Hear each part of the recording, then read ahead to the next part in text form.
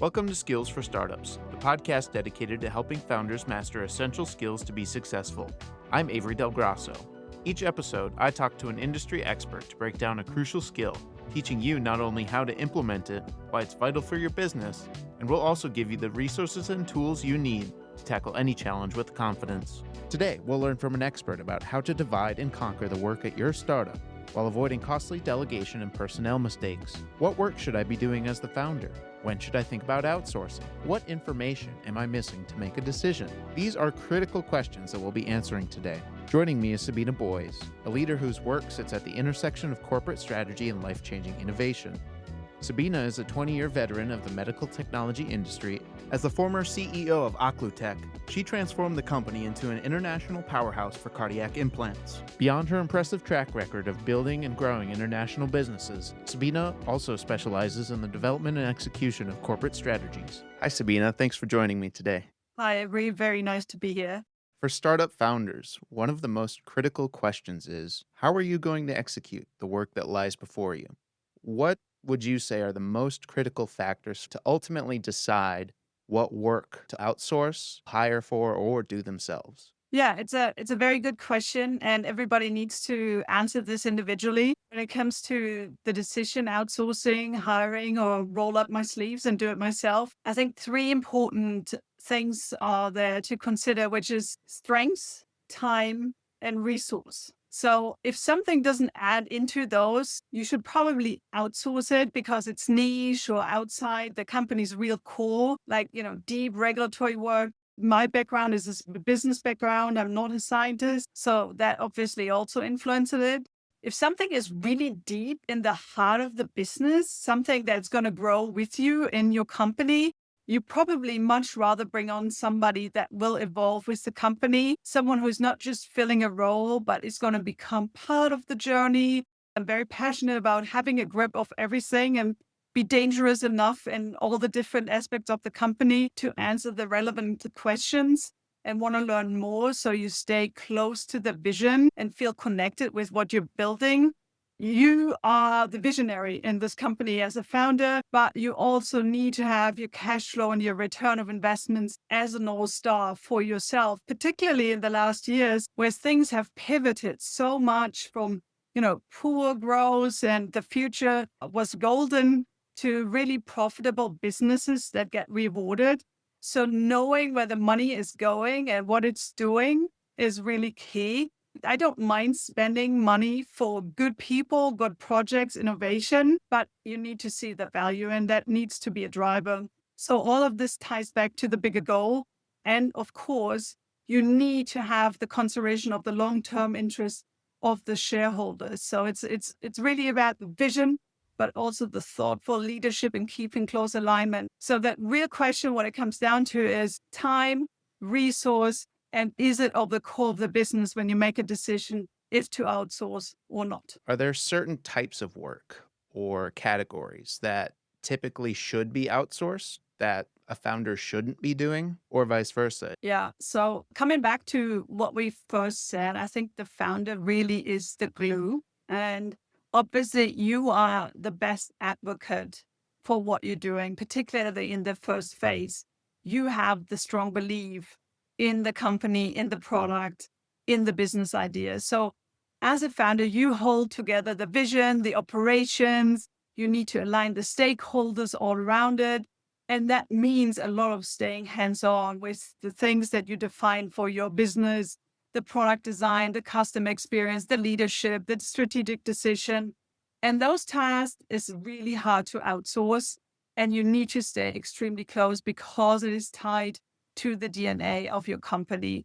So on the other side, there are areas that totally make sense to outsource where you hire somebody. It also depends on who you are as a person, like task in legal, IT infrastructure, administrative work, or like me, you need somebody to drive products, the design development. So if the task is not within your area, or if the task is not within the core company identity, you're not uniquely skilled at, then I would say bring the expert that allow you to really bring the impact that is needed for the company. So that brings me always to like, am I the best person to do this? Or am I just doing this because I have a fear of losing control or I'm not on the pulse of everything anymore? But does it really add value? Or am I going to be a bottleneck with this? That makes a lot of sense. So, how can a founder tell when there's a mismatch between the work itself and who is doing the work? Yeah, very honestly, this was something I really had to learn the hard way. As the company grows, I instinctively jumped into conversations. And I vividly remember being on vacation and I couldn't put down my phone. And I checked my emails every 2 minutes and I started to answering emails because I thought I was helpful and I wanted to guide. But frankly, in doing so, I was unintentionally increasing the workload and totally slowing down decision making because by the time I answered, people actually already had a solution. So I was being the bottleneck without realizing it. And it was honestly so helpful that the people around me had the guts to stand up and say, look, you are actually adding complexity here. You're not helpful. And they were right, and actually I had a better vacation too. And so that kind of honest feedback is so valuable. And you need to have that trust and respect among the company to be open about these things. And you need to have the self-reflection then to step back. And that's why you need to create this environment with people that are empowered, where open dialogues are welcome, and where there's no ego in the way. So feedback isn't criticized, it's clarity. And so now, these days, I ask myself, do I need to step in here? And why am I doing it? Do I step in here because I'm actually being helpful or I'm just inserting myself out of a habit? Absolutely.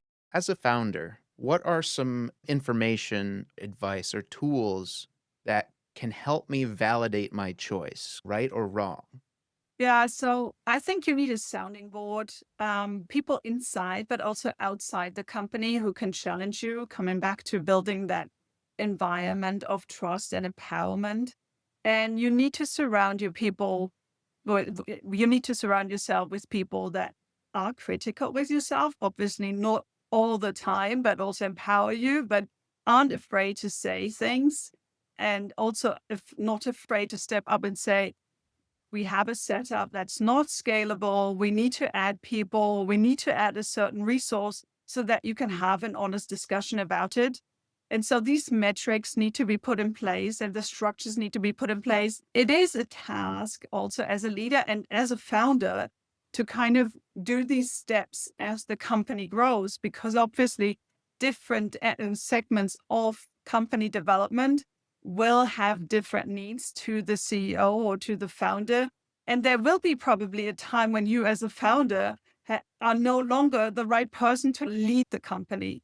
And so there will be different steps. I truly believe there is something about each person has a sweet spot for leading a company in a certain area. If it's founding, like from a blank piece of paper to growing and scaling, and then there are people that love to work in big companies with a big infrastructure. So you kind of really have to figure out where you belong and where you are, but also have the self-reflection and the metrics and the feedback to then let go of certain pieces. What does finding a sounding board look like for the small startup? When you have a large company, it seems more like it's built into the structure. But can you talk a little bit more about where to find a sounding board at each of those situations? Yeah, it's definitely true. Things change over time. And if you're a small company, still try to find your people you're talking to outside as much as possible, because that will give you the honest feedback. I've always found it really interesting to talk to analysts and bankers. That's their business. They have a lot of knowledge in the markets and they know a lot of what's going on with the strategics and what they're looking currently at. So you get a very, very honest feedback, if you like it or not sometimes, but it's very valuable. So I think you just need to realize who are the different stakeholders. I'm not talking shareholders, I'm talking stakeholders. So you want to have the internal stakeholders, you want to talk to the employees, to the board, to shareholders, to KOLs, you want to talk to physicians involved or not involved. So get all of these opinions and then, but also validate them with external feedback, because you could get so much in love with your own idea that you don't realize the market is maybe gone, or it's not as hot as you thought, or it's not as big as you thought. So I think to have also the outside view, they might give you feedback that is actually valuable on the path you're going. And I always found people very open to have a discussion, to spend those 20, 30 minutes to give you the feedback. Look in LinkedIn for some experts, have some analysts and bankers to contact, get some review from the investor side, right? Even if they're not the right investors at this particular point, these conversations, they're very helpful and will take you forward. And then personally, because the founder life and the leader life is a very lonesome life, it is extremely helpful to have somebody to call on, even if it's just unloading of emotions outside the company, but somebody who's still involved in the material to help you and to kind of just think through and get through. So obviously, everything that hasn't been solved by anybody else will land on your table. So you need to solve it. I think it is very important for founders, for leaders, for managers to have this supporting structure and foundation inside and outside the companies and round it up with a mentor. I think that's great advice. How would you handle two different sounding boards that conflict with one another? Yeah, in the end, you have to know that it's you taking the decision, right? It's your company, you founder, you want to grow it somewhere, and you have an opinion.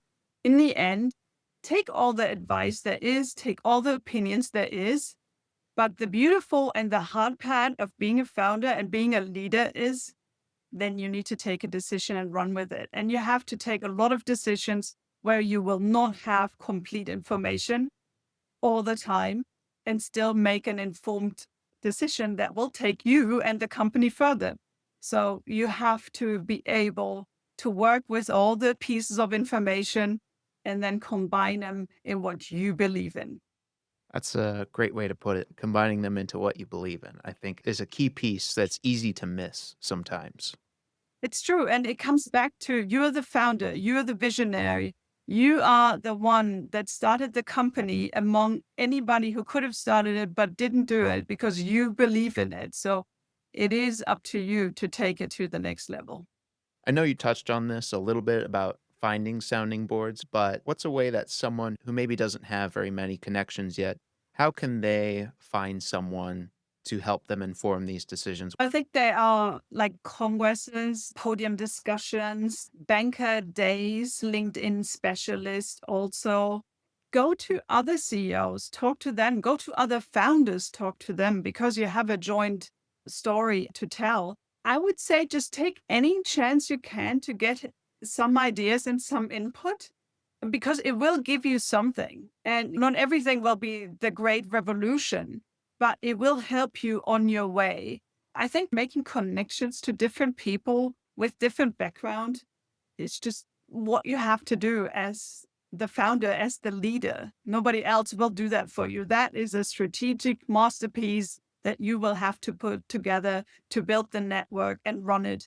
And frankly, this was 80% of my time as the CEO to just have those conversations with stakeholders, to keep everybody informed and in the loop, to get the feedback, and then to bring it into action. So it's a major part of the CEO and of the leader work afterwards to also bring that into action, what you built. Those are some great insights, Sabina, and some great actionable feedback that I think founders can really take away from this podcast today. And thank you again for joining me. It's been a pleasure. Thank you, Avery. It's been great to be here. Is there anything else that you'd like to touch on, for any piece of parting knowledge you'd like to instill within us today? Well, at the end of the day, every founder needs to find their own sweet spot. And for me, it's never been working multi-billion-dollar giants. It's never been the Titanic. It's always been the speedboat. And those companies can feel like, very fast and it can be overwhelming in how they run. But this has been the fun part to me. So I really encourage people to found companies and go on this journey.